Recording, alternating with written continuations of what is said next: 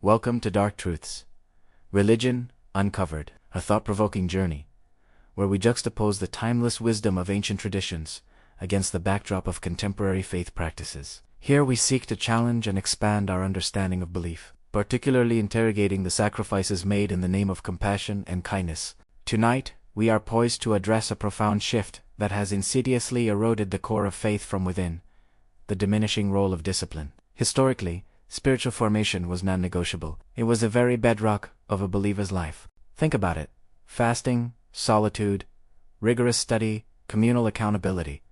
These weren't just suggestions. They were essential practices designed to mold character, deepen conviction, and forge a genuine connection with the divine. These disciplines were the tools used to chisel away the ego, to cultivate virtues like patience and humility, and to prepare the soul for profound spiritual experiences. It was a path of transformation, a demanding yet rewarding journey that required commitment and effort. But somewhere along the way, this foundation began to crack.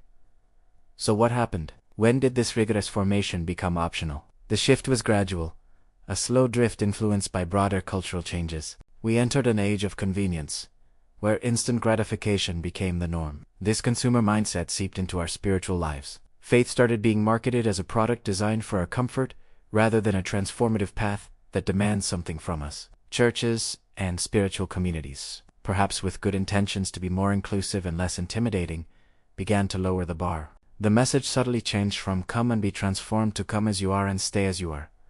This difficult and often uncomfortable work of self-discipline was replaced with feel-good sermons, entertainment-style worship, and a focus on emotional highs. The idea of sacrifice, of denying oneself for a greater spiritual purpose, became almost taboo. We started to believe we could have spiritual depth without the spiritual heavy lifting. We were sold a watered-down version of faith, one that promised all the benefits of a deep spiritual life without any of the personal cost. The ancient path of discipline formation was rerouted into a comfortable bypass, and many of us took it without realizing what we were leaving behind. The consequences of this shift are all around us. We see a faith that is wide but shallow. People can identify with a belief system, but it often lacks the power to truly shape their actions, decisions, and character. Without the framework of discipline, our beliefs become fragile, easily swayed by the next cultural trend or personal crises.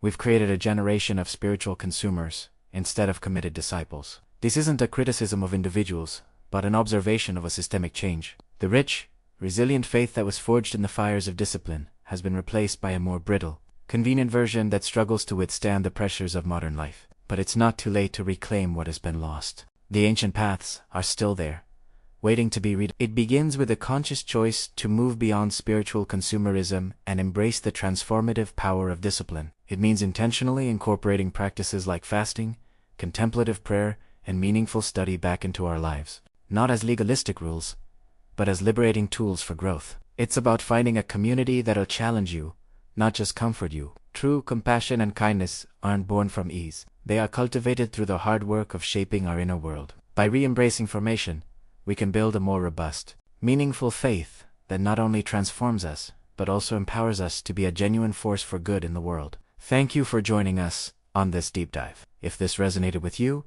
hit that like button, subscribe for more challenging conversations, and share your thoughts in the comments below. Let's continue to uncover the truth together.